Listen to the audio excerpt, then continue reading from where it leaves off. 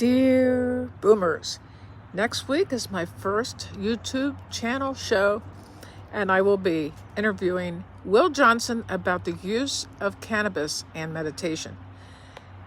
Now, Will says he doesn't do this because, he doesn't use marijuana as a way to be rebellious against the Zen tradition. And as he says, he uses cannabis with meditation because it works. And he believes, as I have come to believe, and he is my teacher, so I listen to him. I listen to all my teachers. For instance, Evan Carmichael said I had to create a new channel for shorts, and I didn't want to do it, but I did it because he's my teacher. And these people know a little bit more about these topics than I do, especially YouTube algorithms. But getting back to Will, we're having our show next Monday, the 22nd of April at 11 o'clock Eastern Standard Time.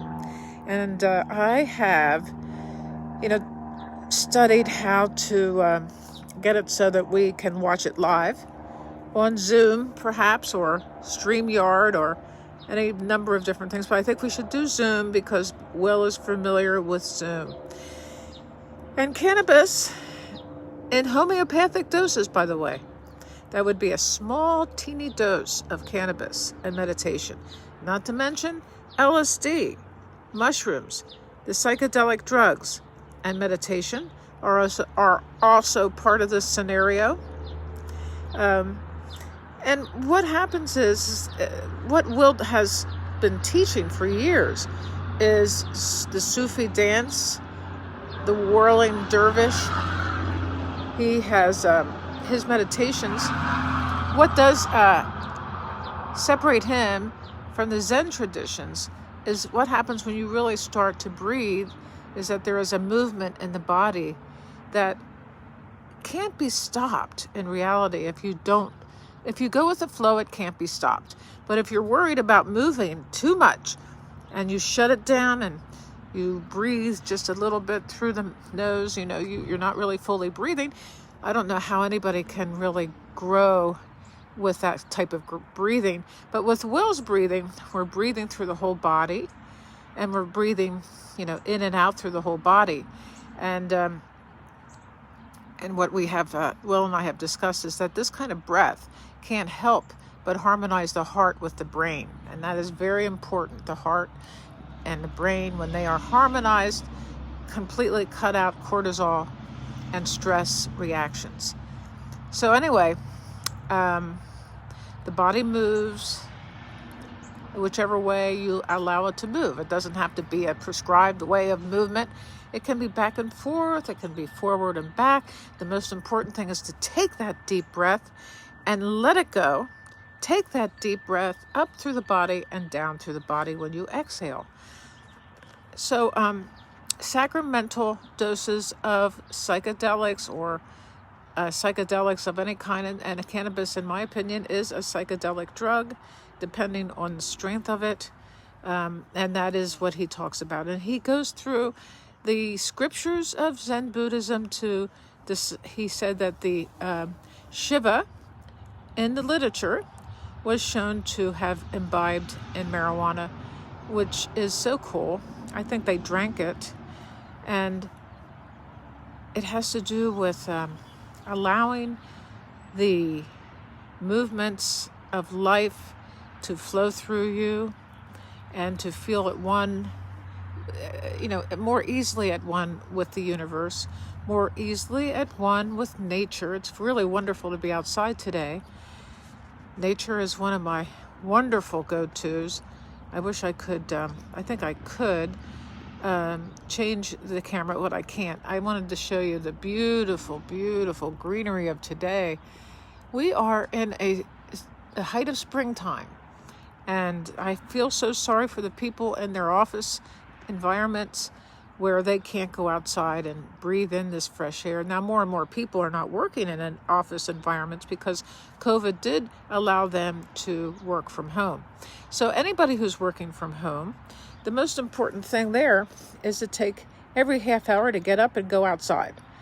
And no matter what it is, the first thing in the morning to allow the sun to hit your face and your eyes kind of recalibrates your circadian rhythms. And from there, every 30 minutes, you get up and go outside. You get up and do some movement. I had gotten up and made a brush pile, and I can't burn it like we used to do at the farm. That would be a tragedy. But I can get my lawn guy to come and take it away for, of course, a small fee. Getting outside is very important. We need to take breaks, and that is just as important as the flow of meditation, because I think it's part of meditation. Movement, being aware of everything you think. And if it's not a thought that serves you or anybody else, you are aware of it and you can back off from it. And thoughts that don't serve you would be resentments, fear, too much memory of the past. Anything that is lower vibrational field of thought is a lower vibrational field, and it just does not help you to live in the present moment, because the present moment is the unknown, and that is where we need to live as much as possible. So we watch our thoughts, we watch our emotions, and then we breathe. We breathe into the present moment, and these things will transform to high, elevated states of consciousness, like truth and like joy, and especially gratitude. And this is probably one of the most important things I keep thinking about. And I probably should start writing down anything that doesn't serve me in my life. And that would be a whole different journal than the ones I normally keep. So this is the book. It's called Cannibus and Spiritual Practice. And Will has written many books. This other one is the classic of all time of his books. It's called The Posture of Meditation. And I believe he goes into he goes into the movements that I've been describing that naturally occur when you allow the breath to go through your body, up and down. And this kind of breath facilitates movement, the movement of Shiva, the movement of healing, the movement of feeling at one with the universe. The universe wants us to feel joy. The universe wants us to feel gratitude for our lives. We need to love everything about our lives. And when things happen that we are not happy with, that we are concentrating too much on the outside environment, we're blaming the outside world for our ability to be happy. Therefore, we are concentrating with these practices on our inner lives, on our inner ability to be free.